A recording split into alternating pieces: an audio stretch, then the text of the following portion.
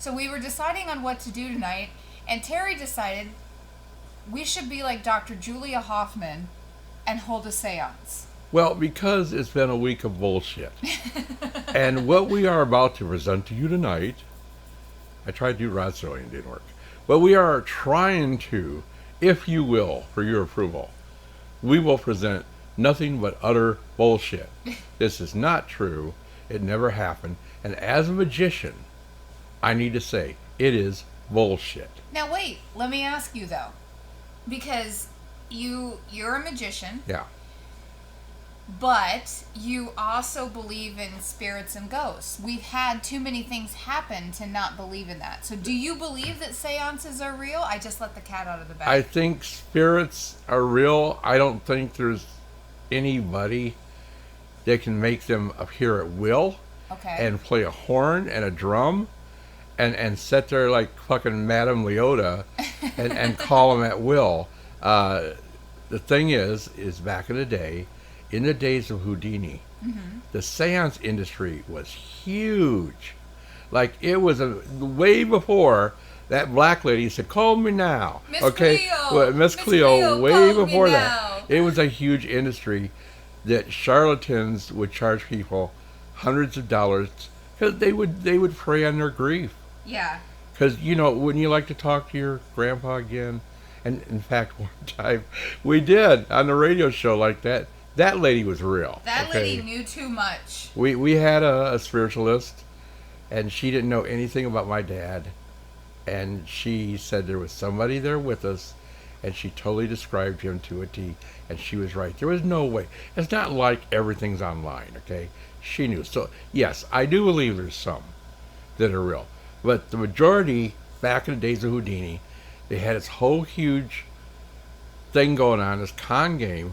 They were making lots of money and bringing people in, and they would have a tape recorder, or somebody else would be doing the loved one's voice in the background, or they could throw their voice like a ventriloquist. They would have wires and gimmicks. The table would lift up, and the little drums would play, and the horns would toot and this and that. And it was mostly bullshit. And the magicians, headed by Houdini and others, Dante and others of the day, made sure they would take these charlatans down. And Houdini made a career out of proving these guys were fake. And it goes on today up until Penn and Teller is still doing it. They're still doing it. They're still debunking it. I think that was really kind of the impetus for their TV show Bullshit. But as much as it is bullshit, it is fun. There was nothing more fun, and Bob, I'm sure, will agree, as to when you saw a seance in Dark Shadows. Dark Shadows single-handedly taught me how to hold a seance. If I wanted to hold a seance right now, I could do it. You gotta have a table. So everybody who watched Dark Shadows, what's the rules? You gotta have a table. Gotta have a table. And everybody's gotta touch fingers together. You gotta touch fingers. Or hold hands, whatever you feel like doing. Put your hands together. On the table. Your two thumbs touch each other, and your pinky fingers touch the other person's pinky fingers, and you cannot break the circle. No matter what. And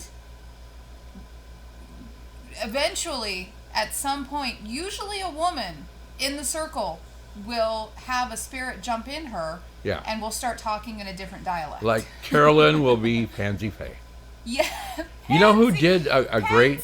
The actors love this because they could bring out their best. Yes.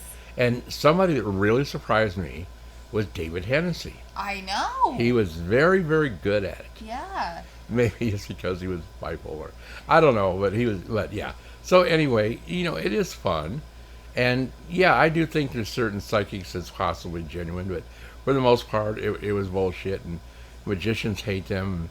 Magicians will first and foremost say what I'm doing is a trick.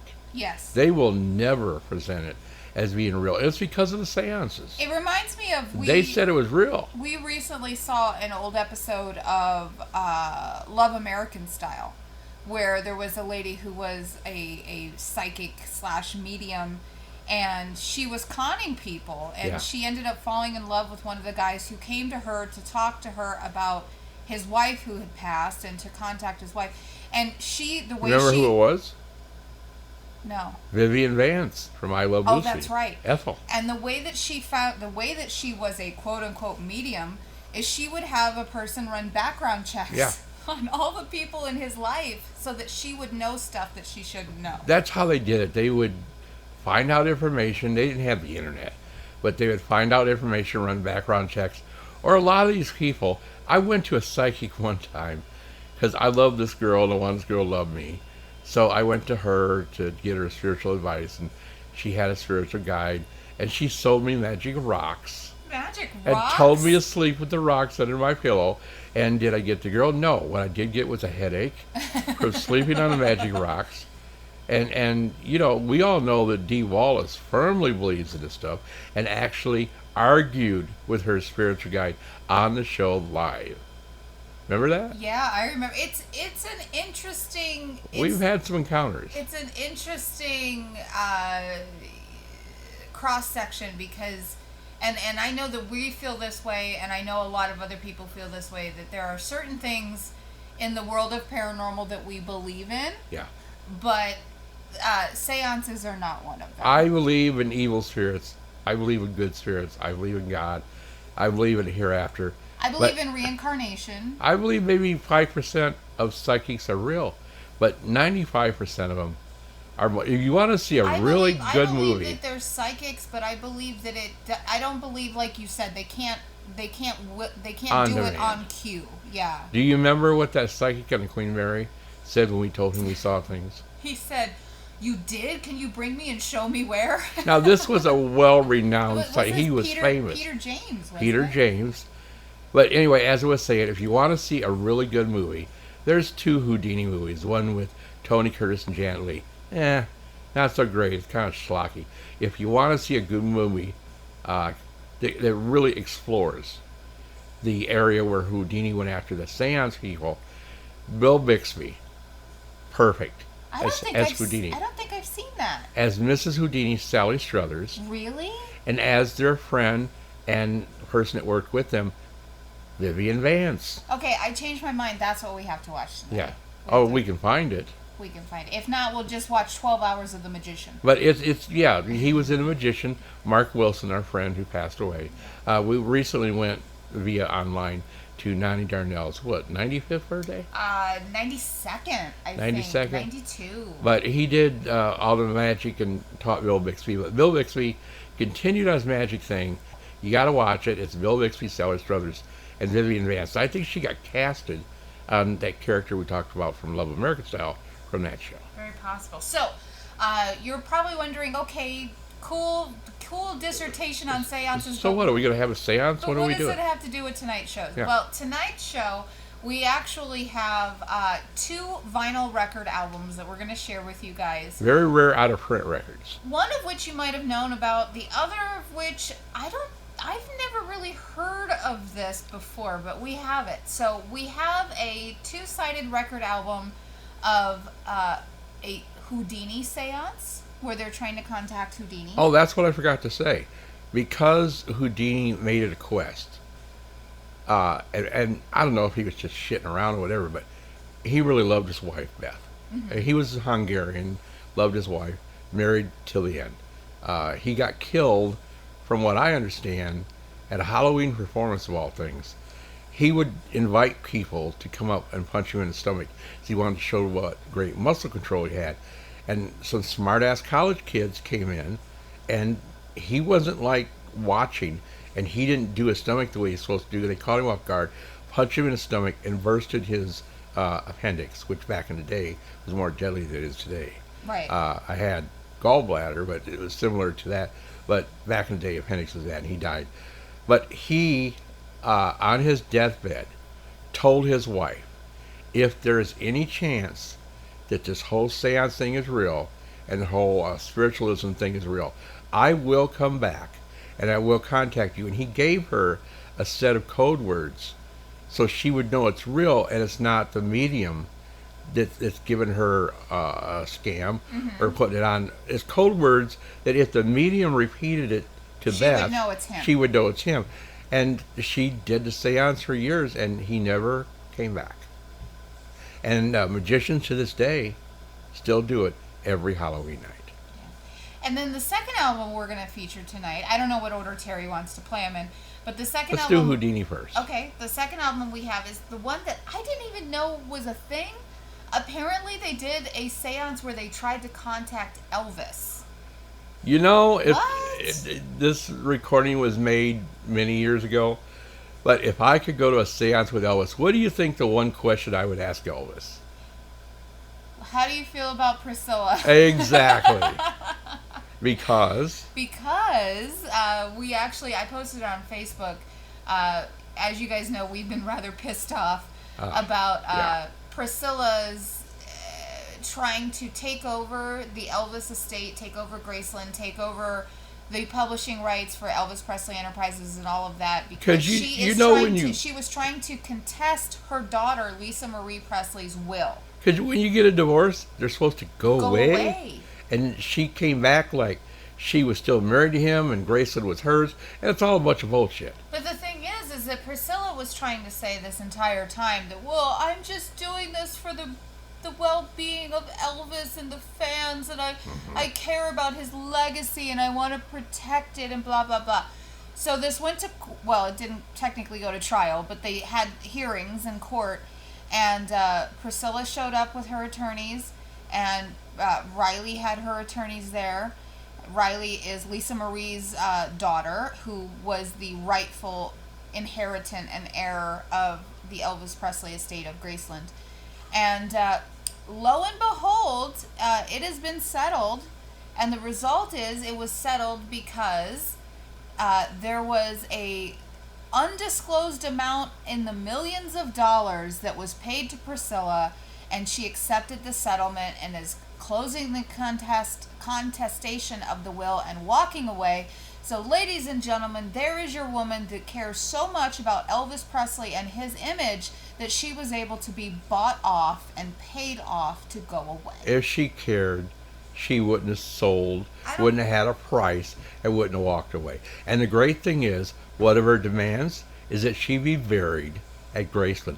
That was denied. She will go away, hopefully not be let into the house unless she buys a ticket, and she will not be buried at Graceland. I think she'll probably still be around because she is the grandmother. If Riley lets her speak at any of the Elvis Day events, I will be really disappointed in her. Yeah. She needs to go. Yeah. So we're hoping that's going to be asked in the seance, but it would be a miracle because the record was recorded too many years ago. But it'll be interesting to hear what Elvis has to say.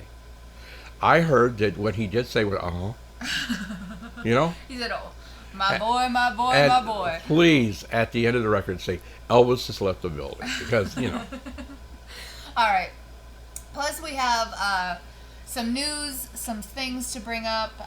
Gee, we got earth-shattering news. Some sad news. And sad And news. then we also have some amazing news, not only about upcoming guests, but also some big changes for Cult Radio. The Cult Radio Empire. So we want you to stay tuned for all of that, and that's it. Yeah. Let's go to Houdini and the Houdini Seance, which, like I said, is still performed every year. And Beth did it till the day she died, and he never showed up. Maybe someday, I don't know. We'll see. Maybe in this record he shows up. Houdini, the greatest showman that ever walked this earth, died October 31st, 1926. Prior to his death, he was seeking out and exposing fraudulent spirit mediums. He boasted that there was nothing that a spirit medium could produce by way of alleged psychic phenomena that he could not reproduce by trickery. Despite this, he took no chances. He and his wife, the late Beatrice Houdini, resolved between them that, whichever one died before the other, that one would try to contact the survivor. They further agreed upon a secret code. This was decided upon to prevent fraudulent mediums or magicians from claiming that they were able to contact either one of the Houdinis. It was further agreed that the survivor would use every type of conceivable seance to contact the deceased. That, once each year, on the anniversary of the death, the survivor would hold a small gathering of friends so that some message might possibly be heard. All attempts were to be discontinued after 10 years. Houdini died first. His widow did not succumb until 1942. For 9 years after Harry Houdini's death, she tried to reach him. Once she seemed to believe that Arthur Ford, the celebrated spirit medium, had actually reached her husband. Later, she decided she had been mistaken, that Mr. Ford had not received the real code message. There were, during those years, almost daily reports of Houdini's spirit visiting mediums all over the world, but not a single instance could actually be proven. It is notable, however, that Houdini definitely did not contact the one living person he had loved most, his wife. Thus it went till October 31st, 1936. This was the 10th anniversary of Harry Houdini's death. After this date, Mrs. Houdini was to stop searching. The 10th seance was to be the final one. In charge of arrangements was the late Dr. Edward Saint, an old-time showman and Mrs. Houdini's business advisor. Dr. Saint decided the affair should achieve epic proportion and proceeded accordingly. The roof of the Knickerbocker Hotel in Hollywood, California, was rented for the occasion. Now, the Knickerbocker is just about 1 block from the intersection of Hollywood and Vine, the movie capital's most fabulous streets. A bleacher-like seating arrangement was built which could accommodate about 300 people, and fully this many were invited by engraved invitations. Sound equipment and a special lighting system was installed. Seats for the inner circle were arranged directly in front of the bleachers. As early as 7 o'clock in the evening, the invited guests began to assemble. People from all walks of life, but chiefly magicians, spiritualists, newspapermen, and others who had special interest in the affair. Up there on that roof it was uncommonly cold. The sky above was clear and bright, with the stars shining brilliantly. It was so cold that most of the invited guests were actually chilled. Making up the inner circle were Mrs. Houdini and Dr. Edward Saint, the Honorable Charles Fricke, a judge of the California High Courts, 2 newspapermen, a past president of the California Spiritualist Organization, a member of the American Institute of Psychic Research, Hereward Carrington, and 2 magicians. One of the magicians was Carol Fleming, then president of the Pacific Coast Association of Magicians, and the other was a publisher of a magazine devoted to the concerns of the conjurers, William W. Larson, Sr. On a table in front of Mrs. Houdini and Dr. Saint was a small altar bearing a picture of Houdini. Over the table a tiny light which had burned for 10 years. On a low stand in the center of the inner circle was a small table. On it was located a pistol loaded with blank cartridges, a tambourine, a locked pair of handcuffs which had never been unlocked since Houdini's death, a slate, a bit of chalk, a large bell, and a trumpet. In addition to manifesting himself to Mrs. Houdini via the secret code, Harry Houdini's spirit was to be prevailed upon to shoot the gun, unlock the cuffs, talk through the trumpet, and so on through the list of objects. Such were the proposed tests. Now it seems that Dr. DiGiolini, a well-known West Coast mystery worker, and a few other outstanding magicians didn't really believe that anything was going to happen. They feared that the invited guests and the waiting world were doomed to bitter disappointment and possible disillusionment. So they offered their services to help better matters. It would be excellent, they told Dr. Saint, to get Houdini's handwriting on the slate, and they could assure its appearance there, or to cause a dove to fly up from the center of the table, seemingly created out of nothing. Dr. Saint wisely refused these generous offers. The seance was to be conducted on a strictly legitimate basis. The tricks of the conjurers were taboo. Promptly at 8 o'clock began the regal music of pomp and circumstance. This was the last music that Houdini ever used. He had always opened and closed his act with this music. Here is the actual voice of Dr. Edward Saint, recorded during the seance on that memorable night, October 31st, 1936. Ladies and gentlemen, in this cathedral-like atmosphere tonight, I wish to remind you that this is a most solemn occasion for the close friends that have gathered here, that the 0 hour of the 10th anniversary of our departed friend is fast nearing the end, and that the results of tonight are primarily of a personal and private nature only. No attempt is being made to sway the world or to convince the skeptics one way or the other. This is a personal gathering aiding Mrs. Houdini in completing her 10-year vigil and to aid Mrs. Houdini and ourselves to a final and logical conclusion. Nor is it expected or intended that others must necessarily agree. But this last personal attempt to contact the spirit of Houdini has aroused interest throughout the world, and to that extent will the findings here tonight be publicly recorded. We wish it distinctly understood that in this last and final attempt, we are interested in Houdini coming to us instead of to a stranger. Should Houdini contact a stranger anywhere in the world tonight, we know that Houdini will leave proper identification.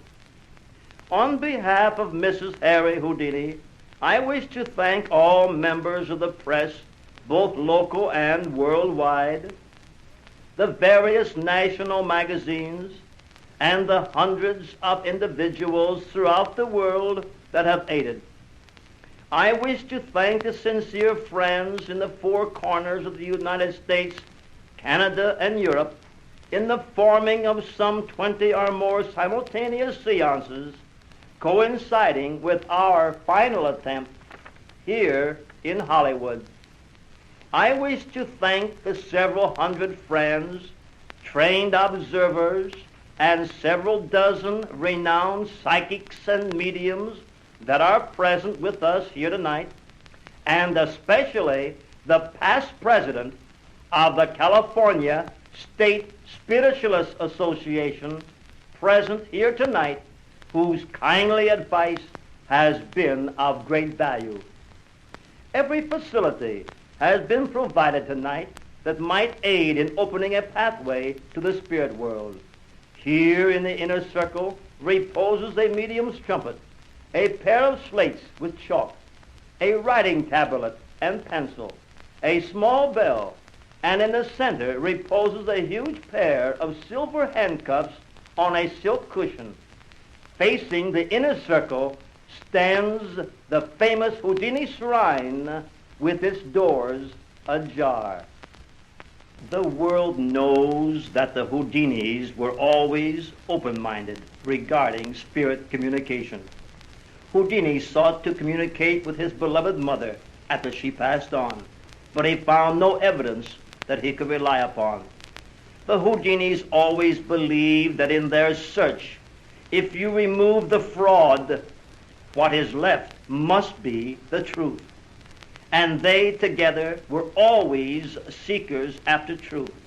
Before Houdini's death, the Houdinis made a compact that the first to go would try to contact the survivor. Houdini had promised to deliver a message in code to his wife, also to open the silver handcuffs and other signs if he should pass over first. It so happens that Mrs. Houdini survives, and she made it a sacred duty to carry out the terms of the compact. The first year found Mrs. Houdini every Sunday between the hours of 12 noon and 2 o'clock, locked up in the privacy of her own room, seated in front of Houdini's photograph, waiting for some sign of Houdini as prearranged in the compact. The truth regarding spirit communication was to Harry and Bessie Houdini a very sincere and profound question. During the following years, each anniversary of his death has been devoted to Houdini. During the last 10 years, there have been times that Mrs. Houdini felt that surely Houdini was coming through, that her hopes of communication would be fulfilled.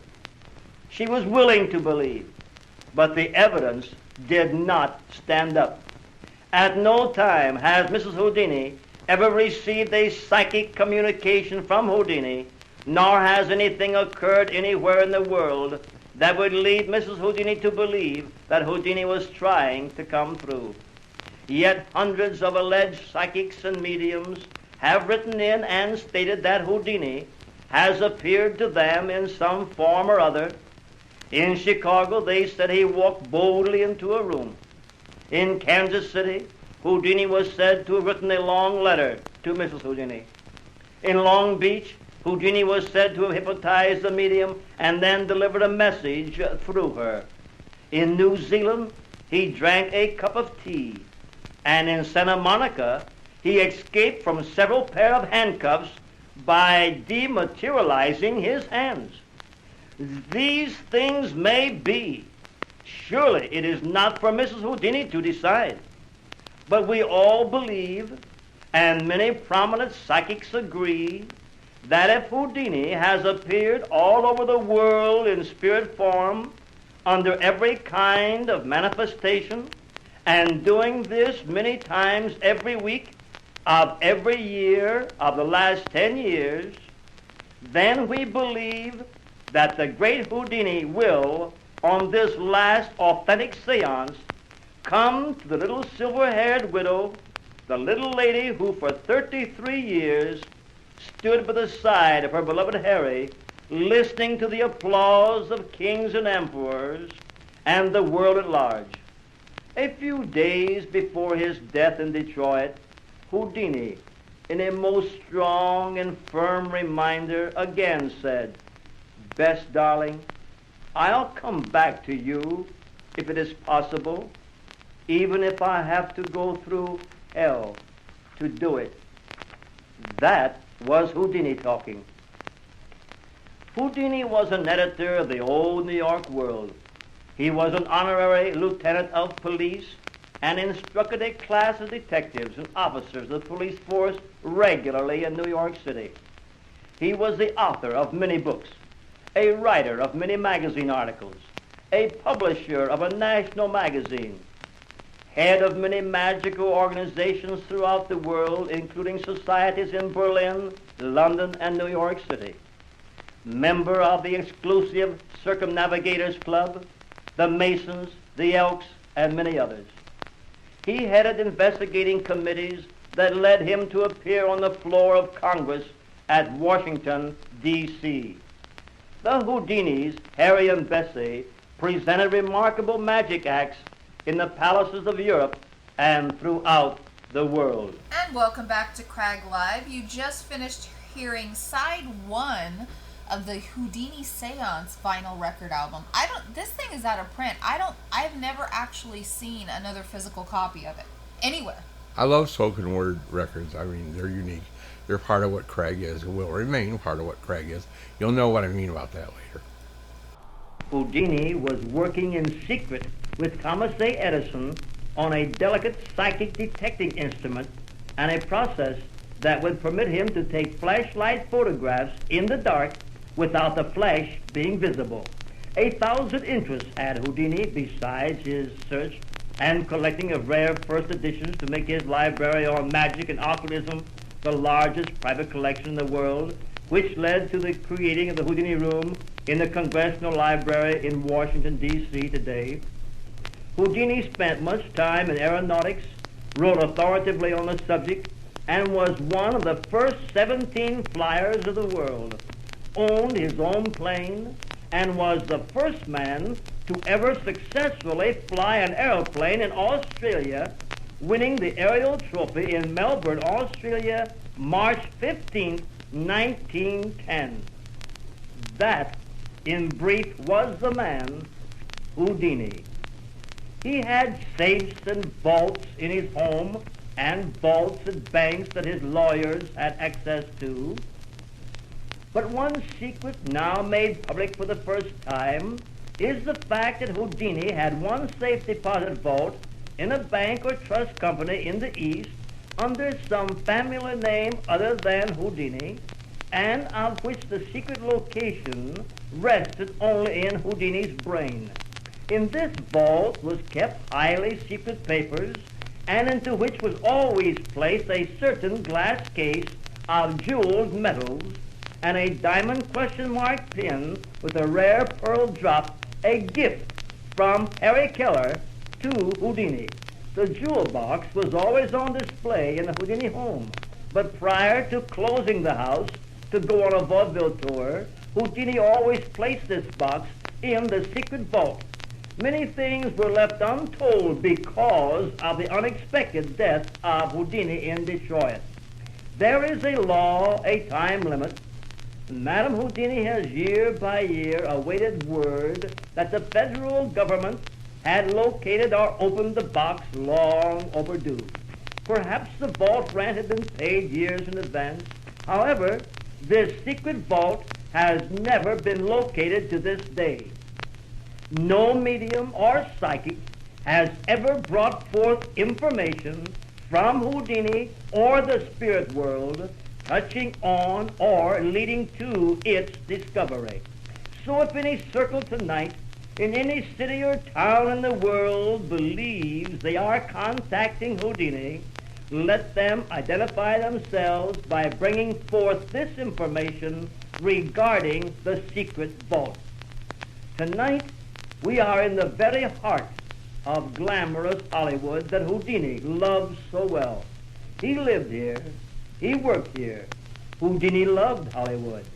And Harry and Bessie Houdini celebrated their 25th, their silver wedding anniversary here, and all the great of Hollywood were present.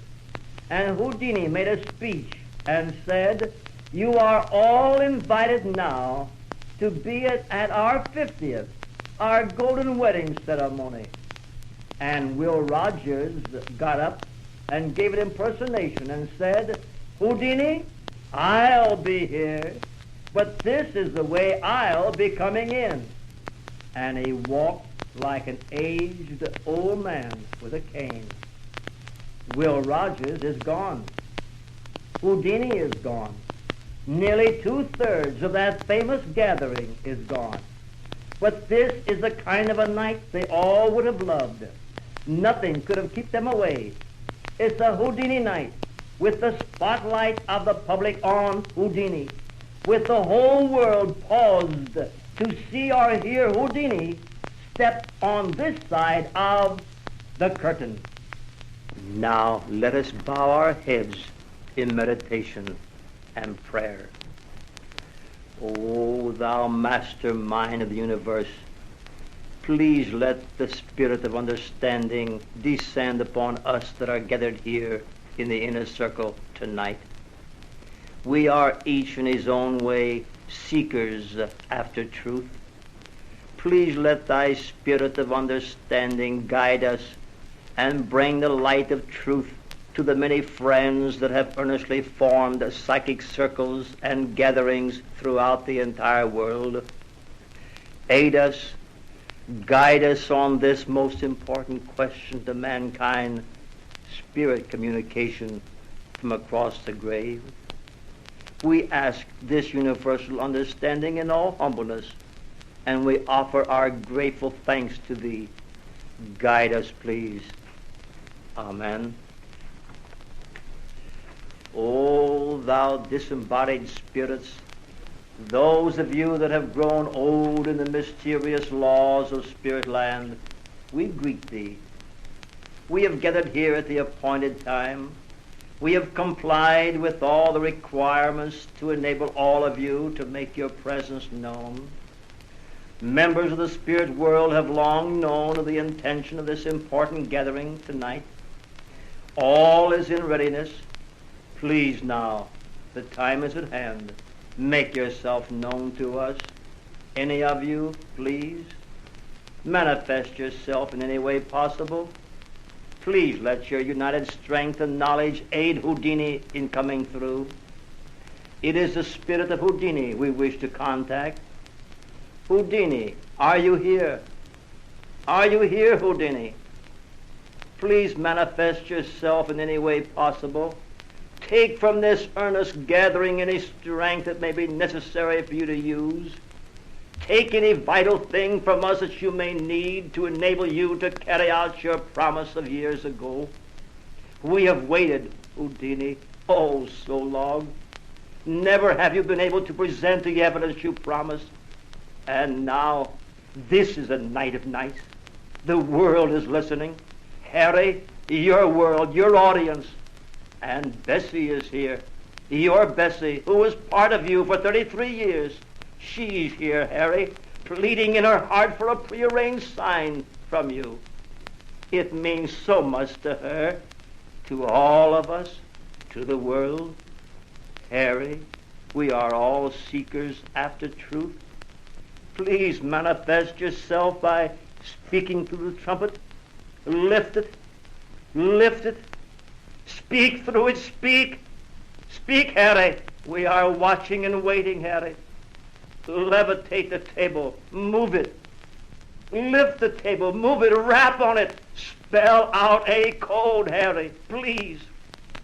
Ring the bell. Let its tinkle be heard around the world. Do it, Harry. Please. Please, Houdini, we are waiting. Bessie is waiting. Oh, thou spirit, your religion is based on love. And by that very token, a love of 33 years that have even entered into eternity, by that love I ask that you come through with the evidence. By the love of the little silver-haired widow, by the love and esteem of the countless friends, the evidence, Harry. And Houdini, Dash is listening in. Dash, Hardin, your brother has joined us with a circle. He is formed in New York City, 3,000 miles away. He has joined with us to seek the truth. And the circle in Baltimore, Philadelphia is listening in. In Providence, in Chicago, Leonard, who was once a protege of yours. A circle in Portland, Maine, and in the faithful city of Detroit, in Victoria, Canada, Tacoma, Rockford, Oakland, and San Francisco, all over the world, all joining in. Come through, Harry. And Houdini, Colonel Harry Day, member of the British Parliament, has formed a circle in London, England. Colonel Day was your closest boyhood friend. Houdini, you must come through. And at the bottom of the world, Australia, the country where you made history, has joined in. We are crying to high heaven, to the powers that be. We are crying in one mighty magnetic voice from every corner of the earth, and the hearts and minds of the multitudes are centered here tonight. We want the evidence, the truth, in the name of humanity and love. If there is communication from the great beyond, come through with the evidence. Then followed calm and silent meditation, and again a tense and dramatic soul pleading, in which Mrs. Houdini joined Dr. Saint. But no sign from Houdini. At last Dr. Saint, in a voice that broke and filled with emotion, asked, Mrs. Houdini, the 0 hour has passed. The 10 years are up. Have you reached a decision? Yes. Houdini did not come through. My last hope is gone. I do not believe that Houdini can come back to me or to anyone. After faithfully following through the 10-year Houdini compact, using every type, medium, and seance, it is now my personal and positive belief that spirit communication in any form is impossible. I do not believe that ghosts or spirits exist. The Houdini shrine has burned for 10 years. I now reverently turn out the light. It is finished. Good night, Harry. Beatrice Houdini turned, and with Dr. Saint left the roof and stepped inside while the others waited respectfully at a distance. Then suddenly a long, low, distant rumble of thunder was heard. It began to rain. Now remember, those skies had been clear but a few moments before. It rained just long enough to wet everyone on the roof of the Hollywood Knickerbocker Hotel. And then it stopped and didn't rain again all evening. To people who do not live in California, this may not seem strange. But California does not have showers as do the East and Midwest. The country out here is rainless for months. And when rain comes, it rains for days. A brief, heavy rain is an unheard-of phenomena. Was that a sign? I recall a very dear friend of mine, a magician who was with me on the roof at the time of that seance, stating as he left the roof, Houdini wasn't that sort of man. Houdini was too big of a man to come back and shake insignificant little bells, to write his name on a piece of slate, or to toot horns. Harry Houdini was a dynamic personality. Harry Houdini was a man of great ego. Harry Houdini was a man of great force.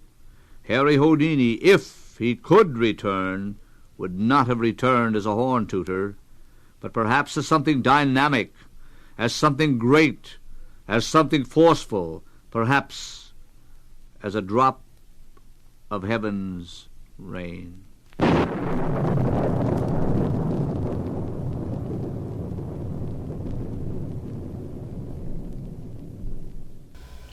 Welcome back to CRAGG Live. Now that we have finalized and wrapped up the Houdini Seance album, are all of you sitting out there by candlelight with your fingers touching and not breaking the circle? Yeah, if it didn't work, did you hear anything? If he didn't show up, maybe it's because you weren't following the instructions.